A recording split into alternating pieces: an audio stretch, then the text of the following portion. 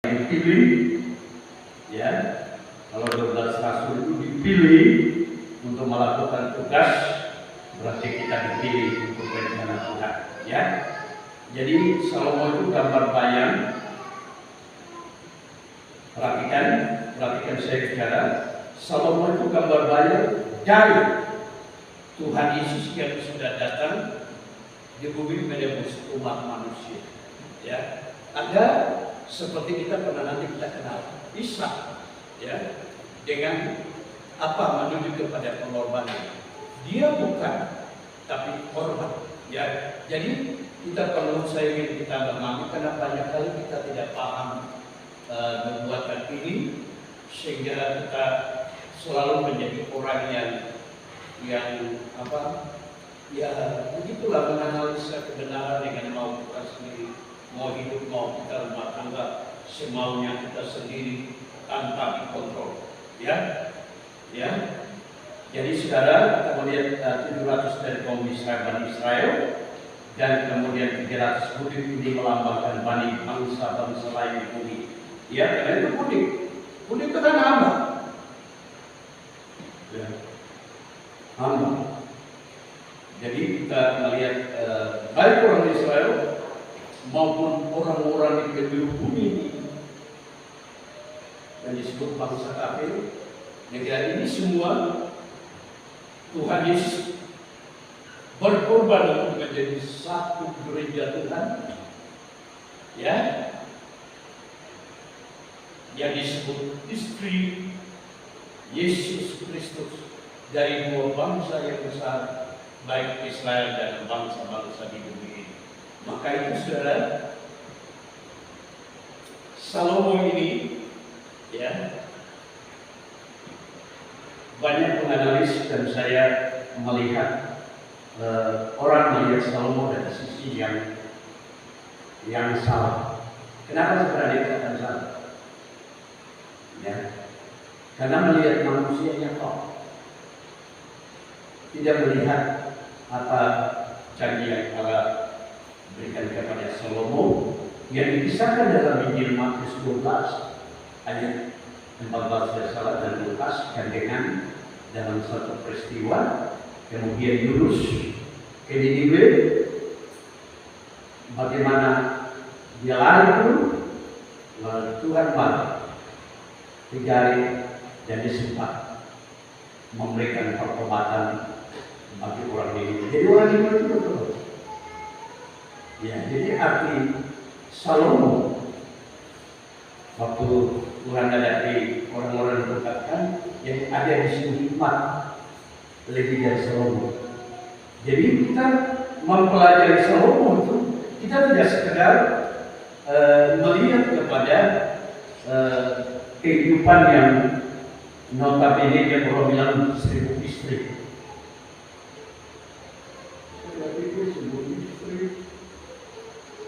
Ya, malah saya terdamping suami satu yang dicintai. Bagaimana Anda berpikir? Ya. Jadi saudara, kita di sini diberikan kemurahan. Nanti saya akan jelaskan itu, ya.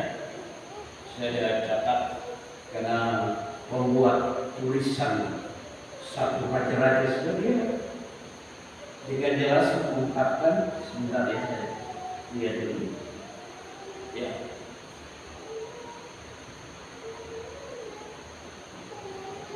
Tidak mencela Salomo karena dia birahi, melainkan karena dia tidak setia kepada cita-cita nurani agama Israel, yaitu menyembah Yahweh yang esa. Ya, jadi ini saja yang membuat penyimpangan daripada Salomo. Ya, dia hati menyimpang karena wanita-wanita itu kan tidak tahu bisnisnya, karena dia kurang persiapan angkatan-angkatan senjata dalam kerajaannya. Dia hanya berbisnis, dan salah satunya mereka itu untuk mengembangkan kerajaan. Jadi saya baca di ensiklopedia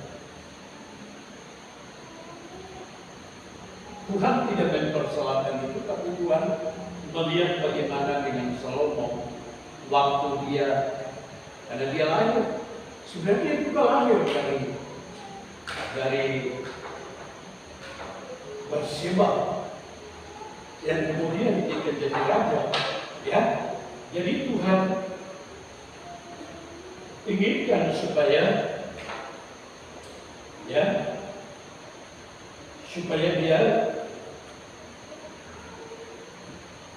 bisa melakukan yang Tuhan mau memimpin kerajaan Israel. Dan waktu itu Allah Israel menyembah Tuhan sejahtera. Ini bukan berarti saya di Kanada atau di Buddha Sunda misalnya. Lalu kita tetap nanti menjadi kerajaan. Ya, ini disebut Salomo, ya. Ya, Salomo cuma salah, coba kita baca dulu. 1 Raja-Raja 8 dan 23 supaya jadi kenal saya bicara. Karena saya pikir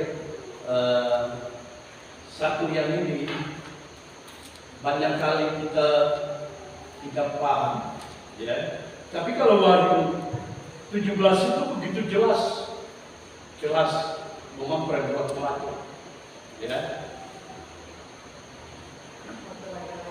1 Raja pasal 8 dan 23 ini bagaimana waktu dia pernah, ya, membangun dalam doanya itu dia sampaikan kepada Tuhan dalam rumah bagaimana. Tapi kemudian dia tidak perhatikan maka luntur karena akibat dia tidak hati-hati dengan ibadah istri-istri mereka yang menyembah sembarono. Mari. 1 Raja pasal 8 ayat 23.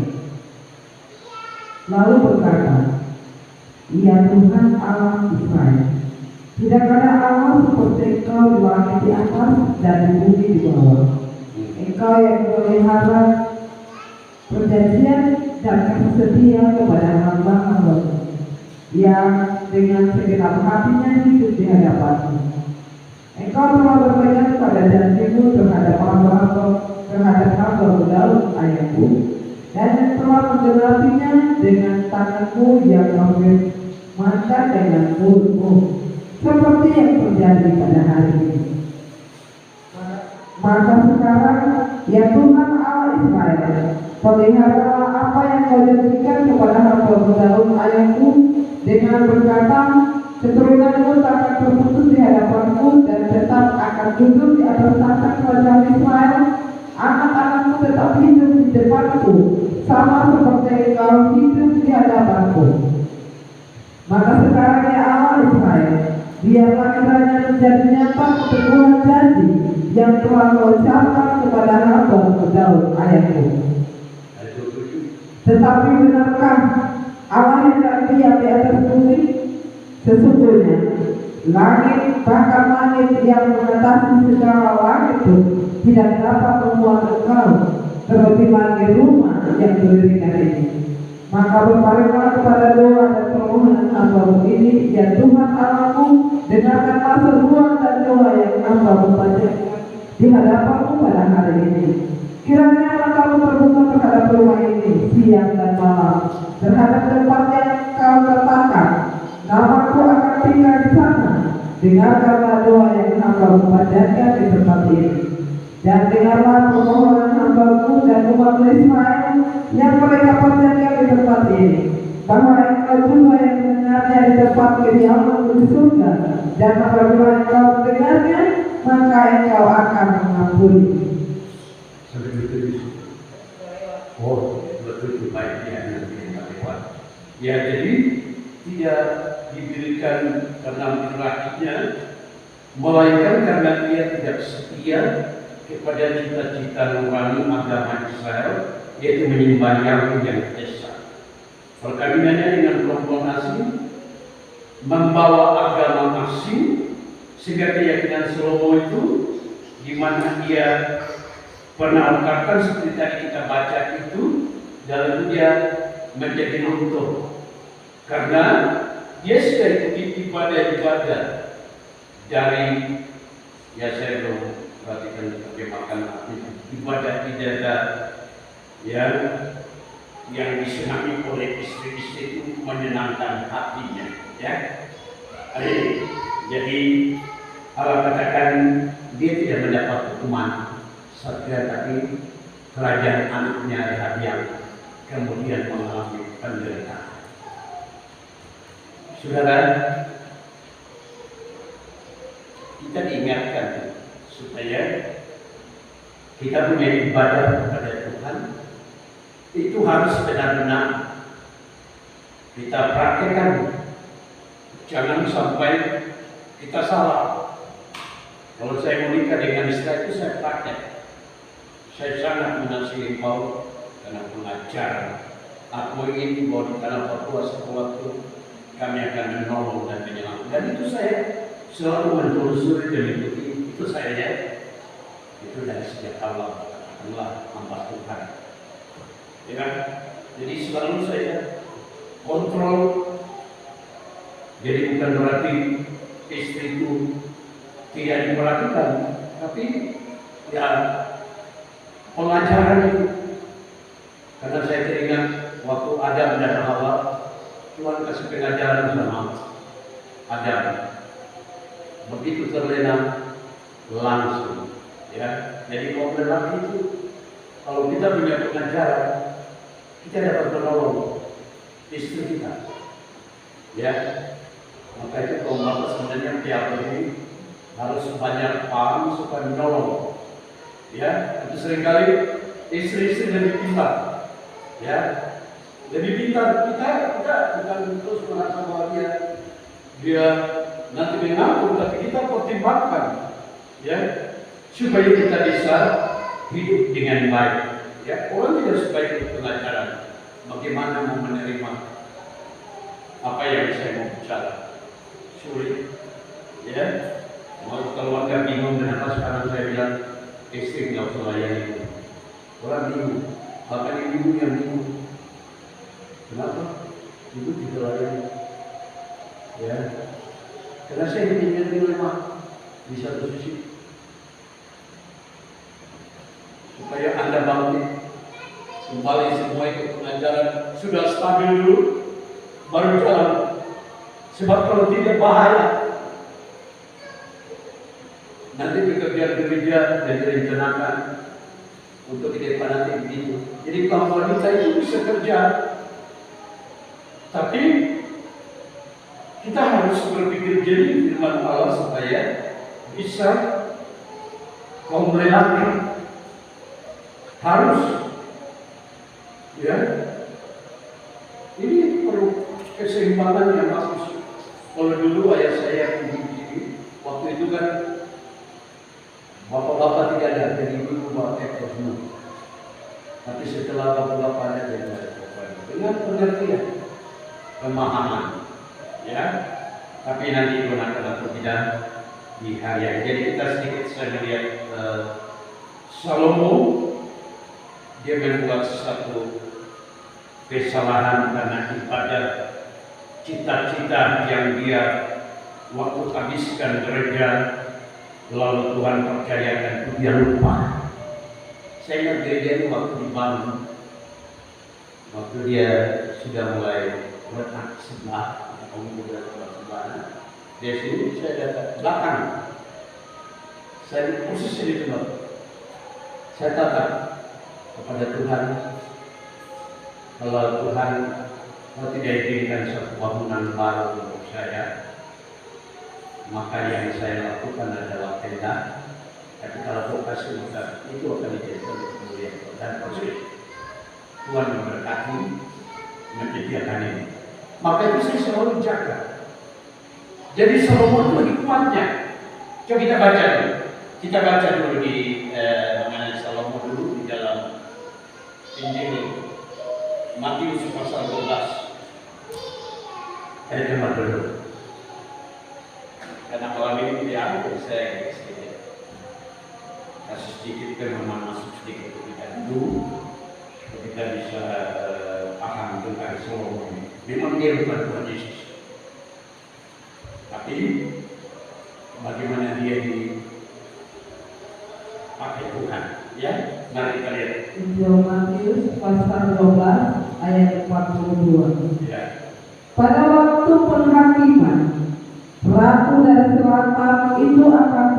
bersama angkatan ini, dan ia akan menghukumnya juga. Sebab ratu ini datang dari ujung bumi untuk mendengar hikmat Salomo, dan sesungguhnya yang ada di sini lebih daripada Salomo. Jadi hikmat. Coba Lukas saya ingin sesuatu tentang Tuhan Yesus. Ya, jadi bukan sama sekali Salomo dilihat dari sisi seperti dimaksudkan Tuhan Yesus. Ya, saya seringkali melihat orang suka benci ketika ada orang yang ambil makan yang dulu dia orang yang kenal banyak Tuhan, orang suka benci. Padahal ada sesuatu yang Tuhan pakai seperti Salomo ini, ya. Tuhan percayakan kerajaan, Tuhan melakukan sesuatu yang luar biasa dari ini. Ini tidak bisa dikotak-katik. Alkitab katakan tidak ada orang yang seperti Salomo. Mari kita baca pasal yang ke-11 ayat persamaannya. Lukas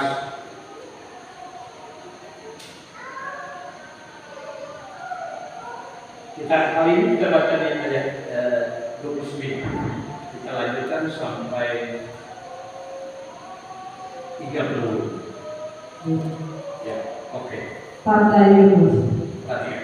Ketika orang banyak mengerumusinya, berkata lagi Yesus, angkatan ini adalah angkatan yang jahat.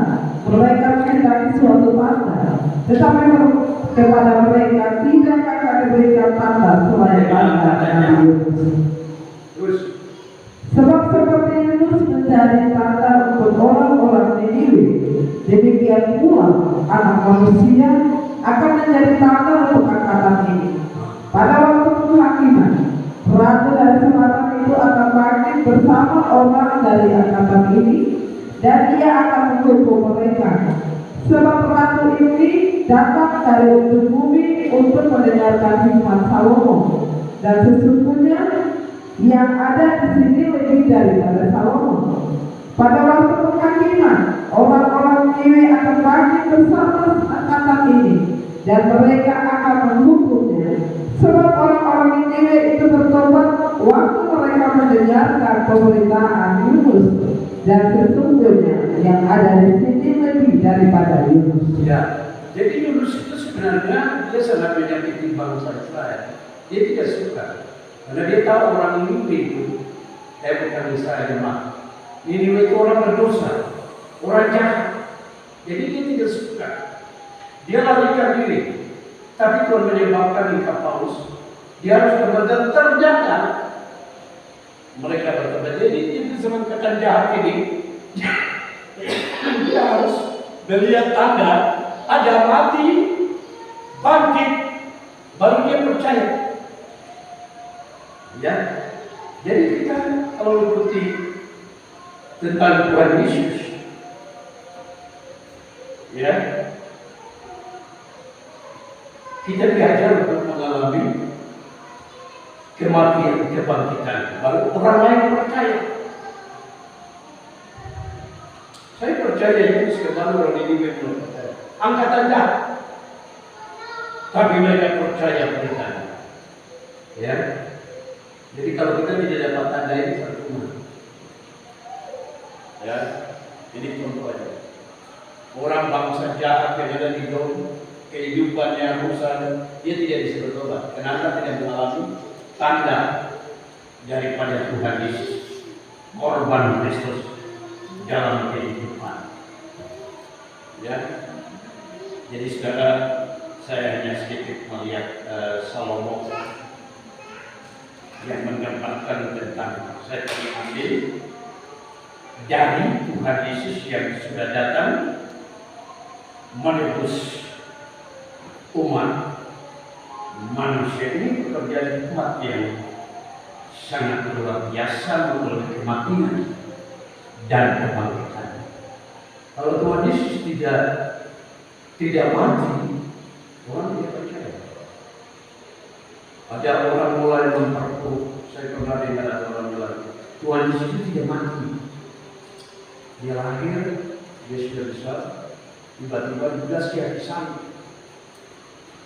Kalau dia naik ke surga, saya pernah ketemu ada seorang bapak Ustaz juga di satu waktu itu. Saya bilang, Tuhan Yesus tidak seperti itu. Dia memang mati. Dia bangkit supaya kita percaya bahwa itu anak Allah. Oh begitu Bapak. Ya, kan namanya mau jadi juru selamat. Supaya kita tahu bahwa Allah itu memang ada. Sehingga Bapak itu dia sempat bertobat, tapi pada waktu itu belum sempat dilayani. Dia sudah katakan dia dengan istri dan keluarga sudah harus menganggap saya sebagai orang tua rohani. Tapi waktu itu ayah saya pada waktu di Sagung belum melakukan itu. Jadi saudara, di sini kembali jadi Salomo itu menubuatkan Tuhan Yesus dalam itu menubuatkan tentang tadi saya bilang kematian dan kebangkitan. Kalau kita dibaptis, kita mati dosa, kita tidak hidup dengan Yesus. Ya, bagaimana orang mau bertobat? Saya baru singgung awal. Semua dibaptis menangis, saya katakan begitu selesai gereja, tidak mau lihat gereja, tidak mau dididik, tidak mau lihat pergaulan bebas, tidak mau lakukan itu banyak. Ya, saya masih beri kesempatan ini. Kalau kurang lebih kalau tidak salah sudah ratusan yang saya baptis. Tapi saya mulai ingat, oh mereka itu mau baptis karena dosa mereka pula. Bukan mereka ikut gereja, bukan. Yang penting kalau pendeta berdoa bahwa saya sudah diampuni. Udah selesai, kamu mencari jalan. Pegang Tuhan sudah ampuni saya. Jadi saya cuma diampuni. Pendeta yang berdoa dosa diampuni. Umat begini, saya susah. Ya, maka itu kita sampai sekarang jadi mau dimaksud. Kalau kita mau bikin pekerjaan Tuhan, itu susah. Siapa yang korban? Siapa yang mendukung? Ya. Paling saya lihat saya, anak istri, ada beberapa di situ. Terus terang, yang tadi lain, Fardido juga nggak tahu di mana. Saya pernah bilang, setelah kalau boleh setelah itu berikan aku anggota, supaya dia tahu di mana dia ada. Dia berikan dukungan kepada gereja, supaya gereja itu jalan. Ya, bahkan dia bebas melakukan dosa jahat di mana-mana. Orang tanya di mana?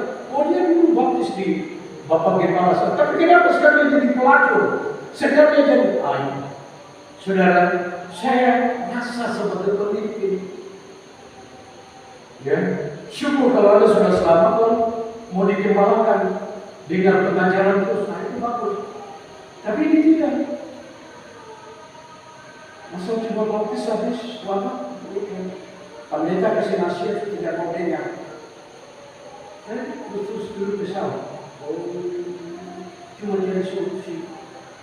Ini tidak baik. Ya, itu bukan umat Tuhan. Umat Tuhan masuk dalam tubuh Kristus. Begitu pintu bertambah-tambah, berarti dia punya kesempatan dalam baik Allah. Saudara, kiranya introduksi saja. Jadi Salomo kita melihat menggambarkan Tuhan Yesus di dalam kematian kebangkitan karena ini cetak baik.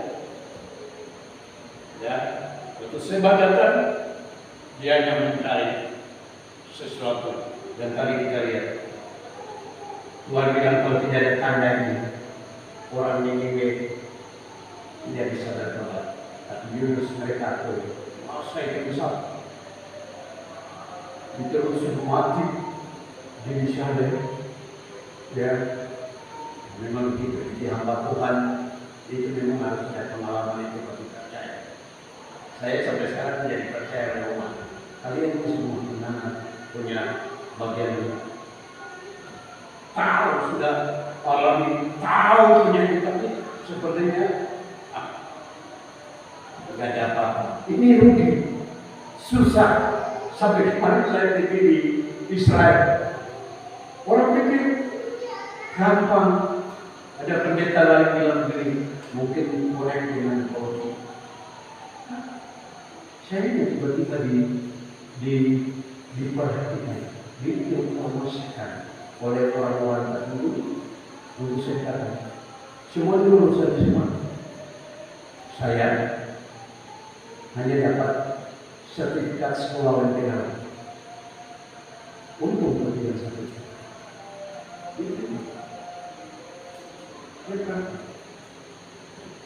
Sampai pulang, saya kisah sampai naik sampai gunung yang tinggi Bali. Tapi umat saya sudah selesai sama dengan masyarakat. Seperti tidak ada pembaruan di tempat ini. Begitu saya sampaikan sesuatu mereka belum lagi. Anak-anak saya mulai ada tanda-tanda berubah, masih berubah. Kenapa? Roh najis berjalan yang selalu saya kasih tahu Anda itu selalu mengganggu hidup ini sehingga tidak melihat cahaya, sama seperti Salomo, istrinya 1000. Nah,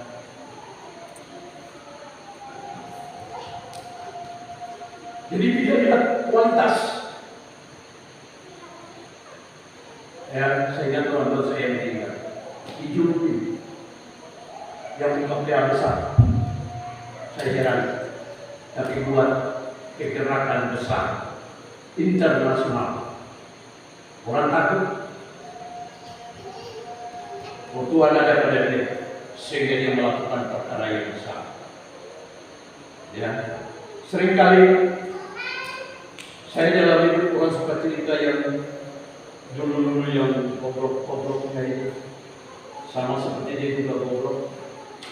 Tidak pernah cerita bahwa sekarang ini maju, sekarang ini harus taat kepimpinan ini seperti ini.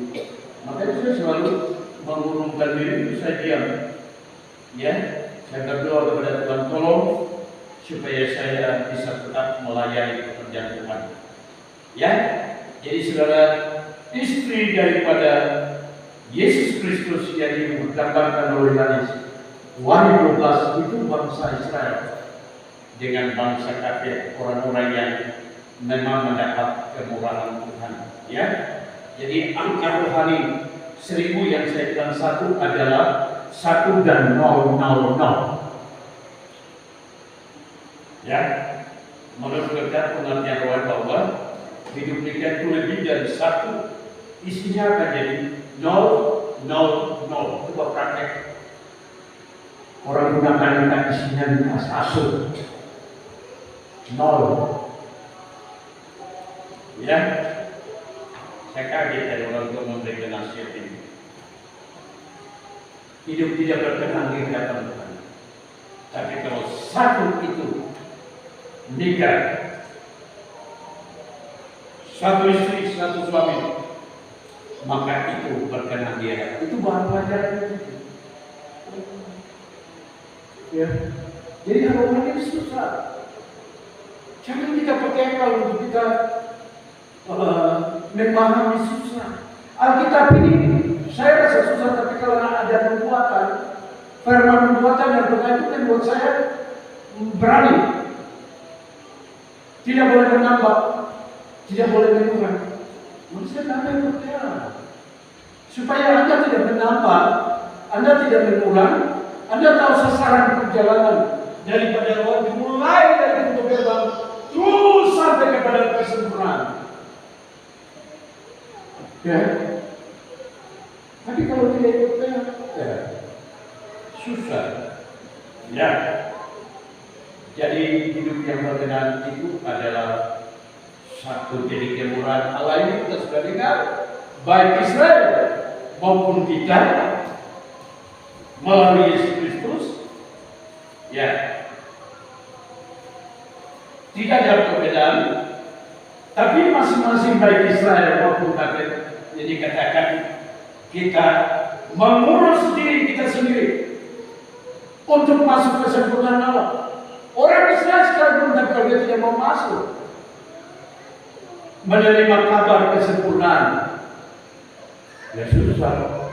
Kita juga, kita yang saya sudah sampaikan 1 Tesalonika 5 ayat 16 sampai 23, 1 Korintus 15 51 sampai 52.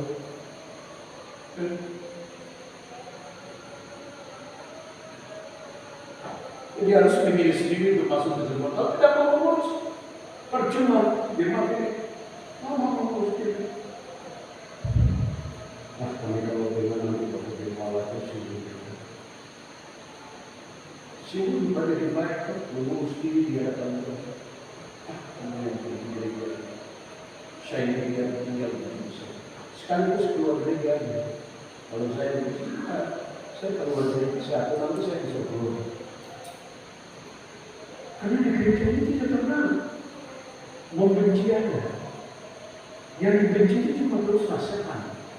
Ketika ada kelemahan di sebelah rumah terjadi. Makanya saya bilang kalau mengaku dosa itu suka. Ya, saya pernah orang begitu. Begini dihukum dan 4 tahun kalau mengaku. Jadi kalau orang baik. Boleh.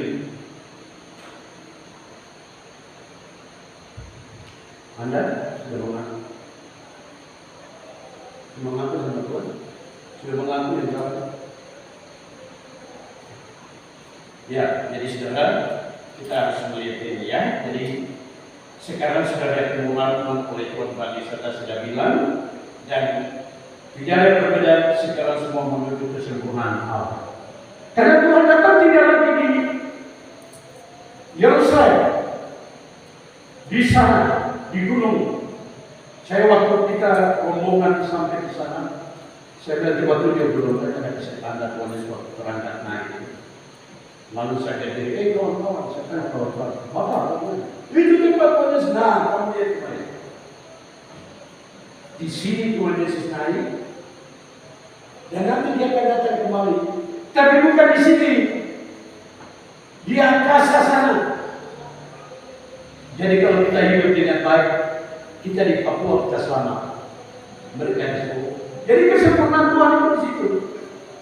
Sekarang kita dapat kesempurnaan Tuhan. Mendengar pengajaran, sucikan dari kesempurnaan Tuhan itu. Dia ingat langit tiap biru. Dari sebuah tempat akan naik. Kita di Pulau juga bisa naik, karena kita sudah mengurus diri, sudah menerima pengajaran firman Allah. Bagaimana hidup kita ini sudah mulai baik. Roh jiwa Tuhan tubuh kita, hidup nikah kita sudah mulai baik, pekerjaan gereja sudah mulai baik. Itu tandanya. Saya kaget. Besok kita akan zoom. Hanya mengurus gereja yang satu ini. Hamba Tuhan sudah masukkan zoom. PDIP sudah sibuk mengurus organisasi, membahas organisasi. Satu peristiwa yang baru, ada hamba Tuhan lain yang gereja. Mau gereja di mana? Saya dalam hati mau ke surga.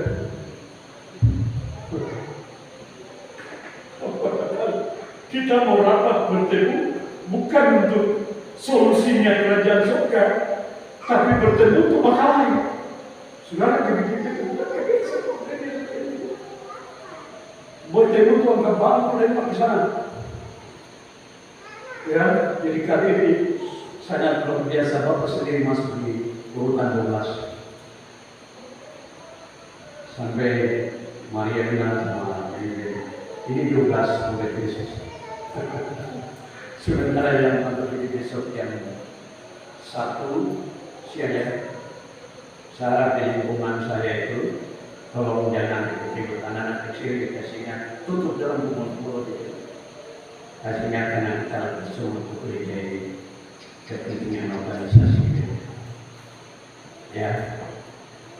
Jadi satu kata yang Tuhan berikan bagi saya untuk memahami. Ya, untuk gereja ini ke depan. Saya ingin generasi muda yang keluar sekolah-sekolah teologi nanti, bahkan yang nanti dituntun PAI akan menjadi berguna ketika mengikuti diklat, kemudian ada syarat yang dibilang istirahat. Kami sebentar nanti setahun baru jalan lagi ikutan. Maksudnya supaya ada generasi. Macam kemarin kalau kalian sudah lagi hari tua, sudah sabar, orang sudah naik. Nah itu contoh-contoh seperti itu. Ya, jadi bukan terus karena tua sudah sabar, tidak ada apa-apa, bukan. Yang diperlukan cerita pengalaman. Sedangkan dia baru itu harus jalan. Nah, baik. Maka itu saudara, kita melihat, jadi mengurus diri, sekarang kita mengurus diri. Ya, mengurus diri dengan pekerjaan Tuhan.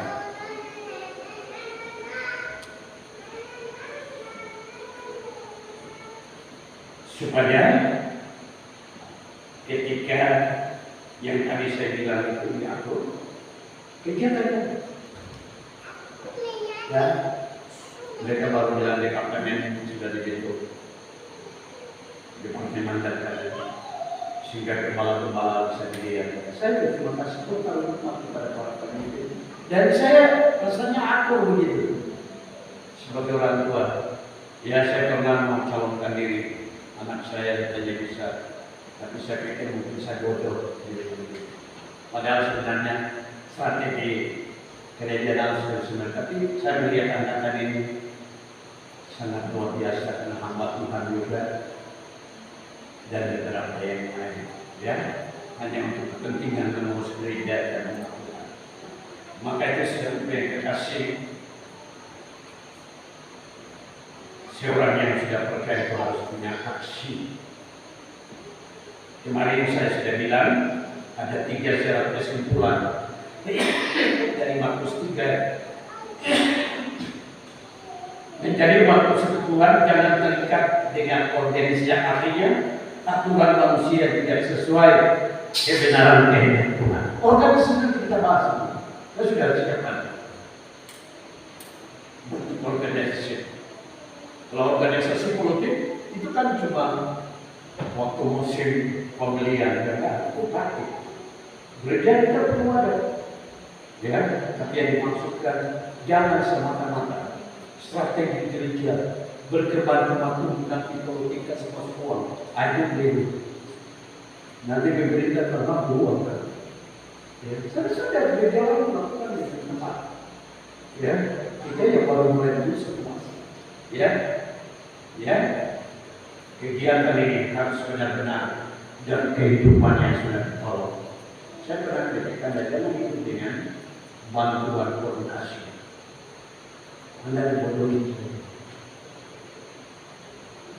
Anda dengan belajar untuk apa yang Tuhan kasih saya lakukan dan kasih bantuan kepada mereka. Saya sudah berhenti menyaksikan itu, tapi itu ada pada saya.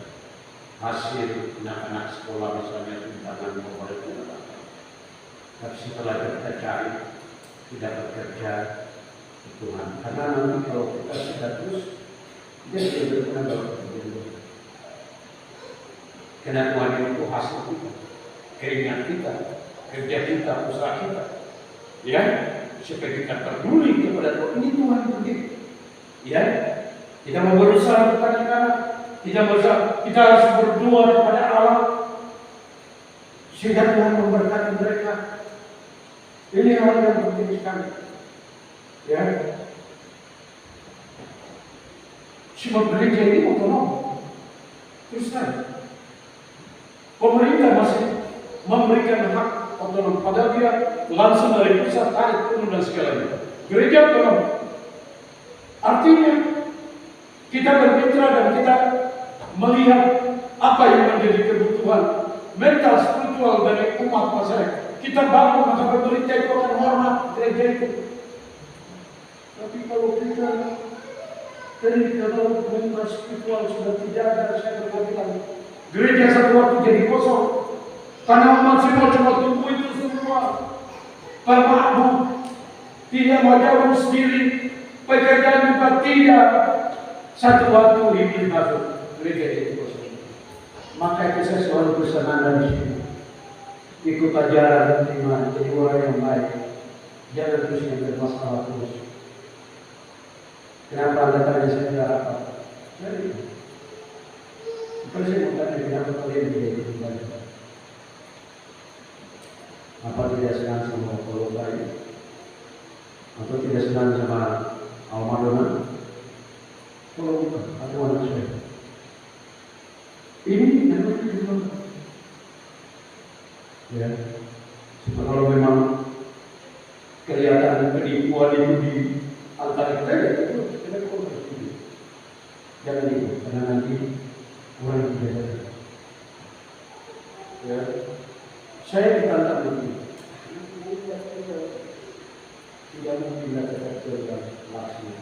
Sampai kebiasaan kita harus jadi berubah. Ini kepercayaan mereka sudah bahas putuskan bahwa nanti mukersak diri tidak terlihat kerajaan diri dipakai. Jadi usaha lewat negeri dari Jakarta pusat itu bukan Papua ya. Jakarta. Saya pikir kita dimati dana juga tidak ada komisi, tapi karena kita tidak pengajaran. Amin. Karena tidak ada nasihat, ada kebenaran. Saya seringkali itu umat juga tidak ada, tapi mungkin gereja itu, karena gereja ini dibangun atas doktrin pengajaran kebenaran Allah. Iman umat dibangun benar-benar, dipupuk supaya menjadi tabernakel, menjadi orang percaya bertobat mati, kepenuhan Roh Kudus dan seterusnya. Perobekan daging, mempersiapkan diri.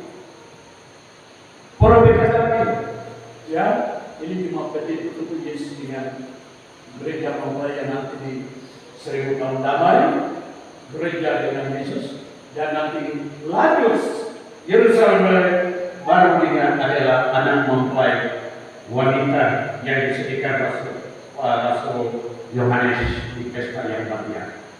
Bapa dan Mama, Bapa dan Yesus dan lain sebagai penyaksi pesta yang besar. Maka itu kabar nikah itu bukan kabar orang bilang itu cuma simpel. Ada orang bikin nikahnya bagus di dunia itu waktu setelah bagusnya di acara jalaninya ganti lagi, ya. Jangan ada saya contoh anak kemarin kita belajar. Kenapa saya suka ada ini? Ya, karena itu pergi bertemu. Dikasih nasihat saya bilang jangan umat nanti seperti kita. Bapak, anak ini sudah bersama bertemu dengan kita. Ya, saya kok ingat ada perintah TV juga ada perintah biasa pasti juga. Kan begini kan bagus. Daripada saya bikin di luar, nanti besok anak kalau bersama, bawa pendeta di anak itu dikasih nikah, padahal sudah bertemu di sana. Bahkan ada yang kita sudah bersih. Saya bingung. Pada lagi 1 tahun. Ya, saya punya pengalaman. Jadi saya belum yang sampai 3 tahun. Ya. Jadi saya percaya bebas. Tapi dasar karena kita tidak punya pengajaran firman Allah. Kita selalu menganalisa orang lain, tapi kita punya pola sendiri. Cara kita karena kita kotor, kita dan seorang lain kotor banget. Sama. Tapi saudara syukur mendapat berita firman Allah yang mencuci kotormu. Ya, kalau Anda masih lihat saya, masih tak tutup pikiran, minta dibuatkan. Terus terang saya kasih. Kalau Anda masih lihat saya dengan Anda pernah lihat, minta dibuatkan sendiri masuk. Kalau tidak ada orang yang mampus. Sampai mata ini tercelip bahwa hamba Tuhan itu menyampaikan kebenaran firman Allah yang berasal dari ada cahaya. Saya punya pengalaman. Saya lihat bapak-bapak sampai cahaya urapan Allah. Ada di sini baru digerakkan, tapi belum tercari. Sebab apa? Iblis bukan mata. Maka itu saudara jemaat yang saya kasih, Tuhan ingin yang pertama itu jangan kita terikat dengan aturan dekat sebab. Yang kedua, setiap orang harus hidup seperti perahu yang sudah siap. Karena Tuhan Yesus sudah bilang, murid-murid, siapkan perahu supaya jangan mengganggu. Jadi itu sesuatu. Ya, Sulami dengan dia punya adik, dia punya adik tidak masuk, Sulami yang masuk. Gereja itu karena dia tidak ada penyembahan, maka dia kena kejaran iblis setan. Tapi Sulami dia masuk karena dia sudah siap. Jadi kita ikut Tuhan daripada kita siap ini. Sudah benar itu benar, percaya itu benar, sudah masuk ke kekudusan, ya. Yang ketiga itu kehidupan harus mempunyai kepenuhan dengan kedalaman firman Tuhan. Saya lihat jemaat ini kepenuhan firman Tuhan yang 20 tahun lalu saya membaca cerita. Pengalaman itu sampai sekarang tidak macam-macam. Semua tidak berguna lagi. Tidak mau ikut dia, tidak mau ikut perkembangan, dia mundur semua. Tadi saya baru dari perkembangan. Jangan sampai kita sudah dalam perkembangan bahwa cuma mendadak. Ada apa ini? Seperti baru kaget. Ini kebiasaan kita seringkali. Malas bekerja, malas mendiatur. Nanti ada sesuatu yang saya lakukan. Padahal tidak ikut pendalaman firman Allah dengan baik.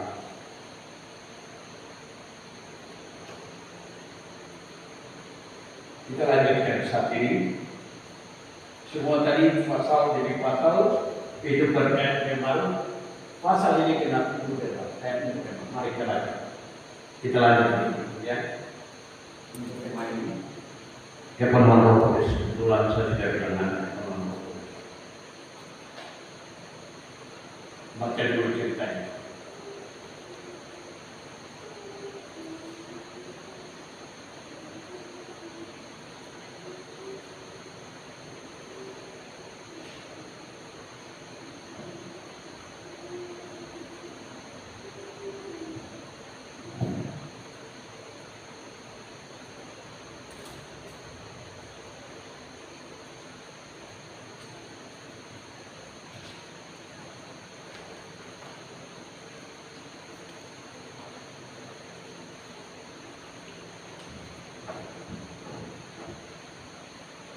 Supaya kita ingat dengan ucapan Roh Kudus. Ini keras. Mari kita baca. Markus. Lanjut. Markus pasal 3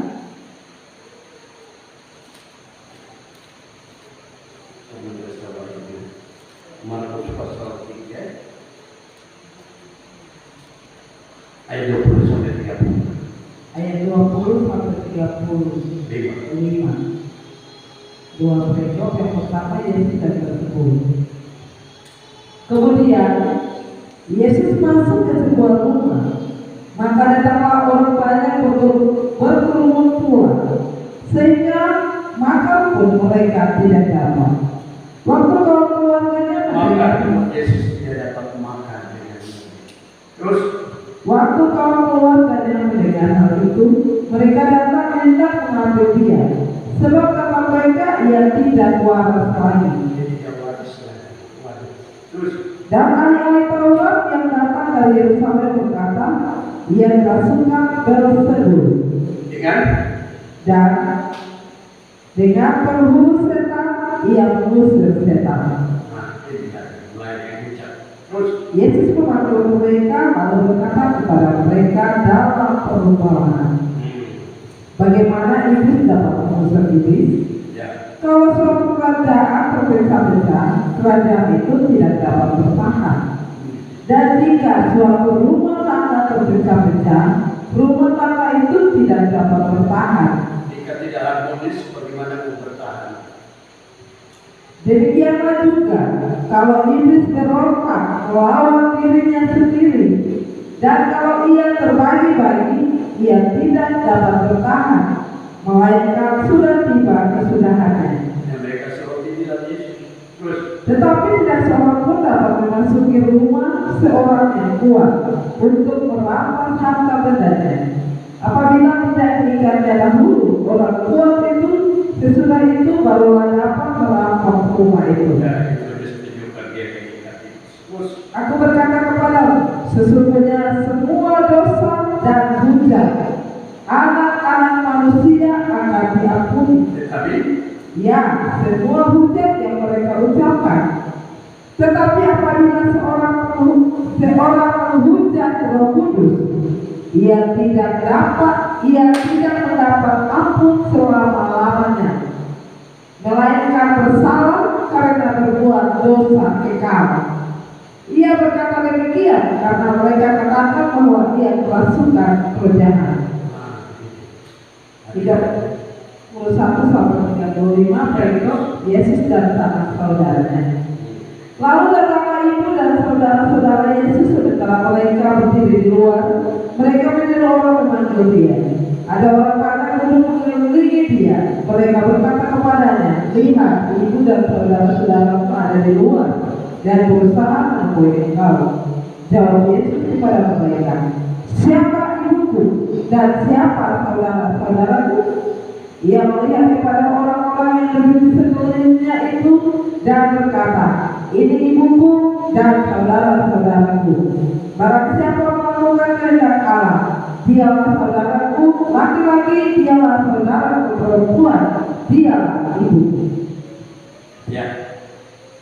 Jadi saudara, pasal ini kenal pintu kemah. Pintu kemah ini bicara pertemuan Roh Kudus. Yesus dalam pertemuan Roh Kudus sibuk melakukan pelayanan. Ya, tadi baru saya bicara. Makan juga tidak sempat makan.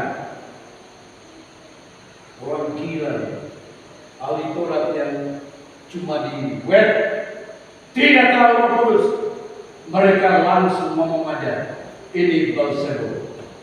Ya, itu terkait dengan hujat Roh Kudus. Saya kesini cuma di sini ada di mana?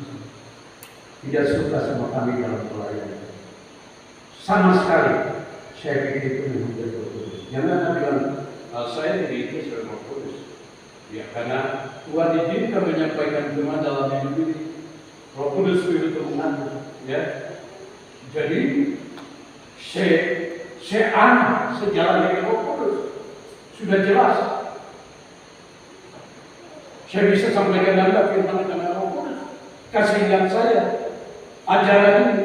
Jadi sudah jelas. Tapi mereka ini langsung saja. Ini penghulu Beelzebul ini, Raja Setan. Jadi mana ini saya bandingkan? Ada yang bilang mungkin wah ini, ini. Oh, ada. Mungkin Anda yang lain masih sabar. Paham saja. Kampus dia mau belajar. Mampu, ya, karena pakai orang yang bertiap akhir zaman untuk melebarkan kerajaan Allah. Jadi sekarang tanya diri, siapa yang melakukan itu Tuhan? Sudah lakukan, jangan bilang apa yang salah. Sekarang sudah lakukan tidak, ya. Apa yang disampaikan diselenggarkan dilaksanakan sudah tidak. Karena Anda tidak. Ya, jadi saudara memuja Roh Kudus itu tidak ada penampilan. Karena kuasanya yang dipakai. Tapi mereka bilang Beelzebul. Ya, saya sangat hati-hati karena Roh Kudus itu saya sudah bilang sama Anda itu oknum punya 3 unsur. intelektual, emosi, kehendak. Umur pendeta ada kehendak. Kemudian mengetahui hal-hal dari Allah, mempunyai hati yang prasarana. Maka itu pendeta FPB Peterson pesan kita berhati-hati supaya tingkah dan perbuatan kita itu harus berkenan kepada Roh Kudus. Kalau tidak, dia hilang. Kita tidak dapat apa-apa. Kita punya hidup tidak rasa segar karena dia hilang. Kita berbuat dosa. Kita tidak dengar bahwa dia hilang. Cuma tidak banyak begitu. Sudah diketemukan, sudah lakukan, tapi dia nanti saya ke gereja gampang. Saya mau nanti saya dapat lagi. Sudah ditolong, tapi sia-siakan kemurahan Tuhan.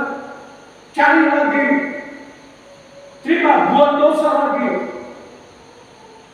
Oh sendiri, ada orang lain yang berusaha. Saya perlu pesan Jumat betul-betul. Bukan kamu sendiri.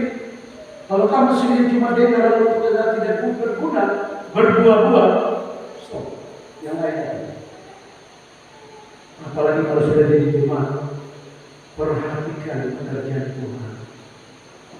Harus. Maka saya katakan jemaat semua, lakukanlah programnya sudah. Lakukan sudah menolong diri, menolong suami, menolong anak. Jemaat ini Bapak Pendeta sudah siap pelayanan program misalnya. Lalu kemudian pelayanan sudah puji Tuhan. Terima kasih. Berkat yang tadi. Ya, jadi saudara itu Roh Kudus ya. Roh Kudus itu pribadi, ya, supaya dia berkenan. Allah menganugerahkan kepada kita hati perasaan, sehingga kita menunjukkan perbuatan baik kepada Roh Kudus. Tidak sembarangan, ya, seperti tadi. Ini Bapak Pendeta menyampaikan pengajaran sesat. Nanti ada play sesat. Anda sudah sesat, turun di Anda punya anak sesat, turun di kamu punya cucu sesat. Tidak bisa dibendung. Pasti akan kenyataan. Ketika kita revisi juga jadi kenyataan. Orang macam begini campur saja ke seluruh. Dia mainan oleh Roh Kudus menolong saya dan Anda perhatikan. Masuk pintu ini supaya ada di dalam kekudusan. Ini ruangan situ kalau dia akan mengerjakan kekudusan.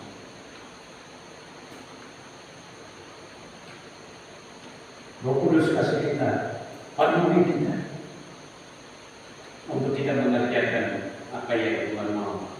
Ibadah yang saya bilang, ya, jemaat makin ada. Kita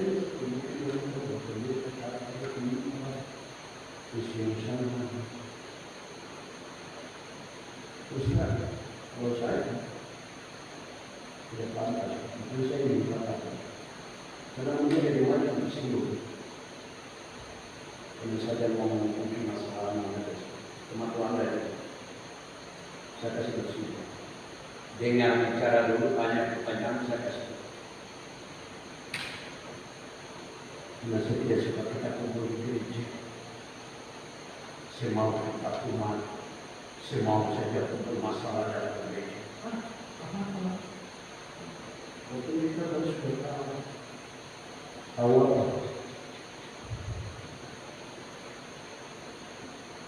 Semua manusia punya masalah.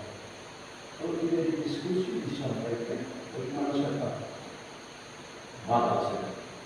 Tapi kalau bertemu, organisasi ya bagus.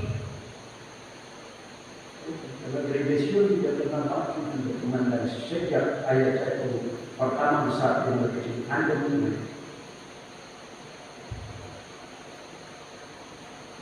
Saya waktu itu pada saat dua.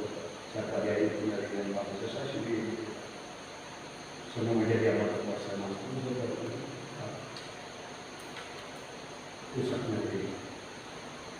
Jadi kalau saudara jadi bekas-bekas tahun yang berisukan, jangan sampai sebab itu biasa.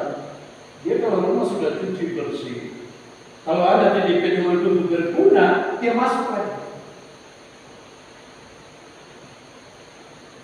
Anda tidak berbuat dosa, tapi Anda punya strategi dosa di jalan. Seolah-olah kita adalah anak ini. Padahal Bapak yang punya jurusan itu dari anak menjadi dia pelatih. Kalau saya ada pekerjaan tidak berubah berarti saya dia pelatih. Jadi saudara dan suka dengar firman Allah yang baik. Ya, jadi itu Roh Kudus. Sebenarnya dia penolong. Dia itu laki-laki. Dia mengerjakan apa yang secara pribadi. Jadi kalau kita jaga perasaan malu saya, jadi kita bisa jaga pelayanan itu ada umat pimpinan bicara semua, tapi dia selalu mengurangi menolong saya.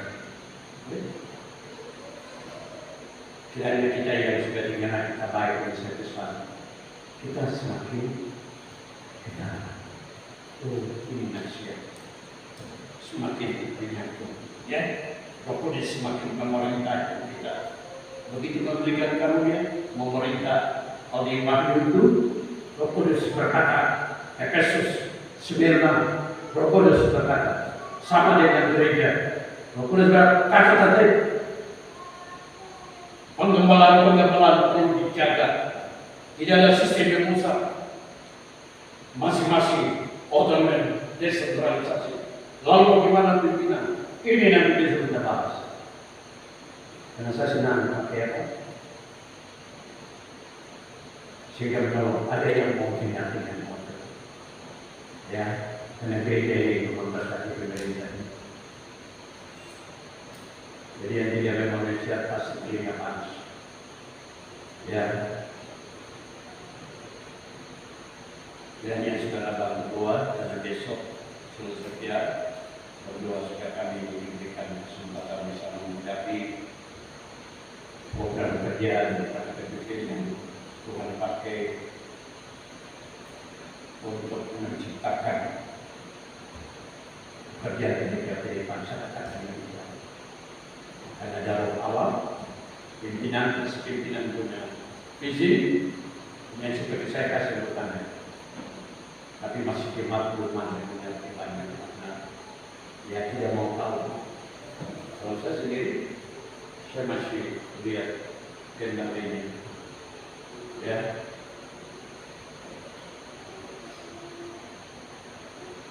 Jadi sekarang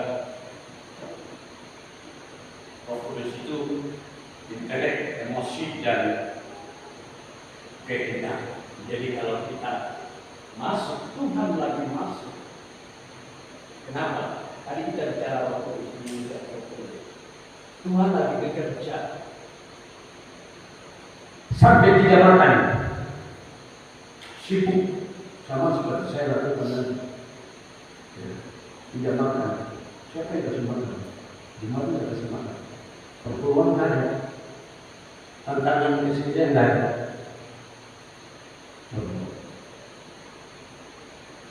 Sudah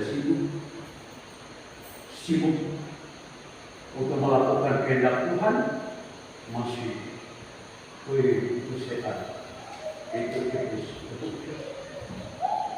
Ini yang Tuhan dan menghujat Roh Kudus. Di mana sekarang? Menghujat Roh Kudus. Bilang saya bilang ayat 20. ya. Kemudian Yesus masuk ke sebuah rumah, maka datanglah orang banyak berkerumun keluar, sehingga makan pun mereka tidak dapat. Maka sempat makan karena sibuk banyak orang.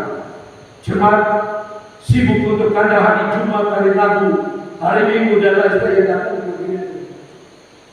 Apakah Anda iman? Maka dia datang juga. Terus Waktu kaum keluarganya dengan hal itu, mereka datang hendak mengambil dia. Sebab kata mereka, ia tidak waras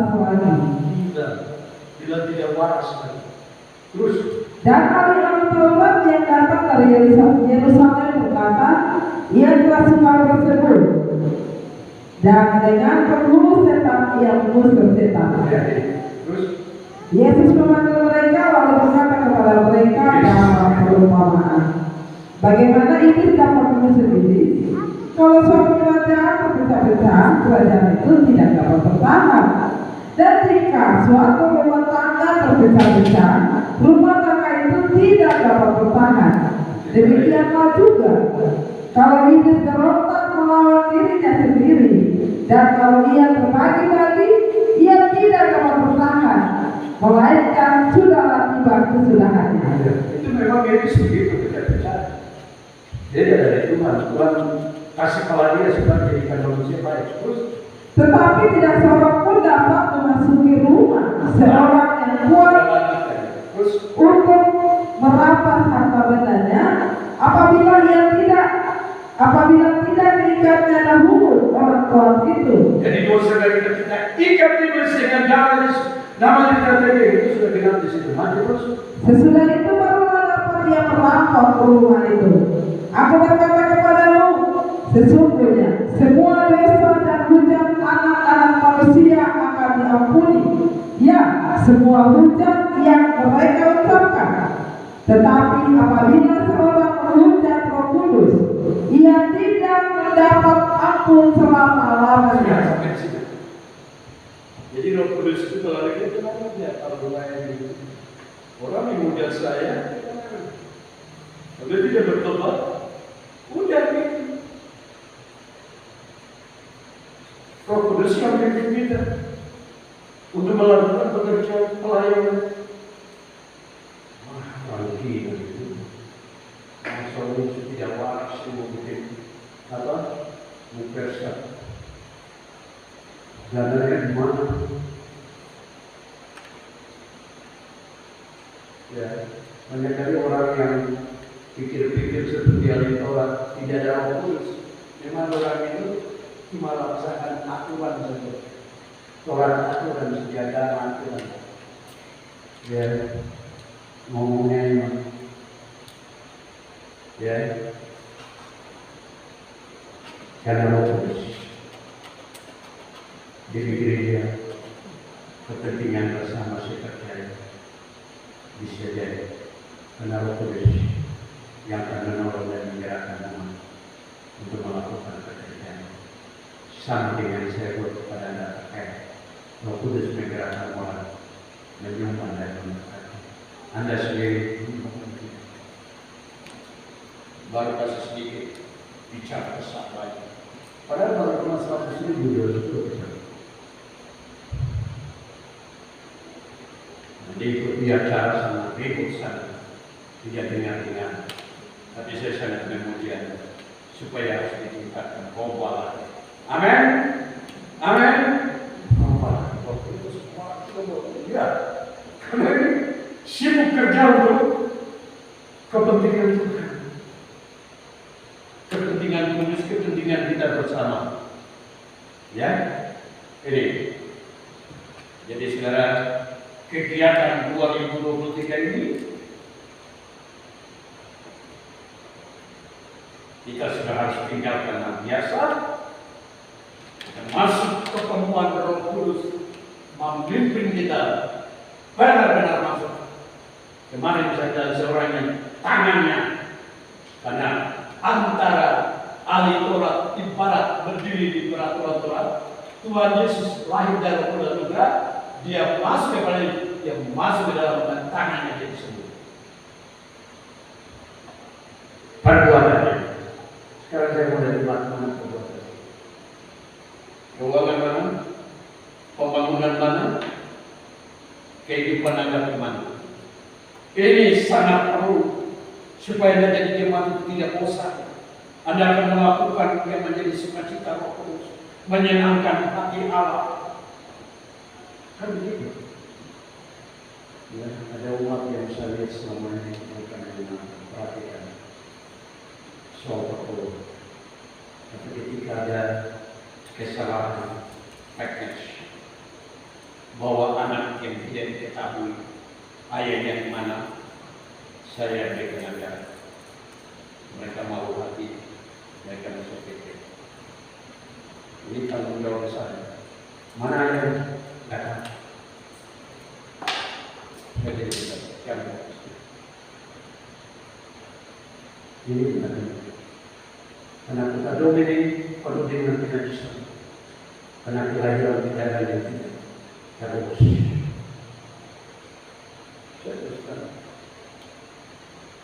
Saya bicara karena kita sudah memiliki gereja, kita sudah memiliki pengajaran, bukan berarti urusan yang lalu sudah berlalu.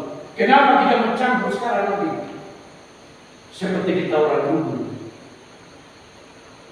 Sekarang mereka sudah tidak selesaikan sama urusan. Gereja ada masalah.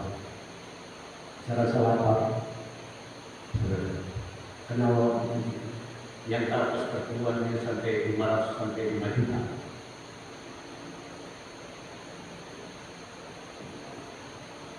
Tapi saya tidak terjebak. Saya menyesal. Tapi Tuhan ingatkan mereka akan kasih itu. Berdoa kepada Allah, Tuhan berkati di kamu supaya kandungan itu harus dibuka. Jangan menyalahgunakan sesuatu yang Tuhan larang, nanti terkutuklah Anda. Pengajaran ini sangat menguntungkan.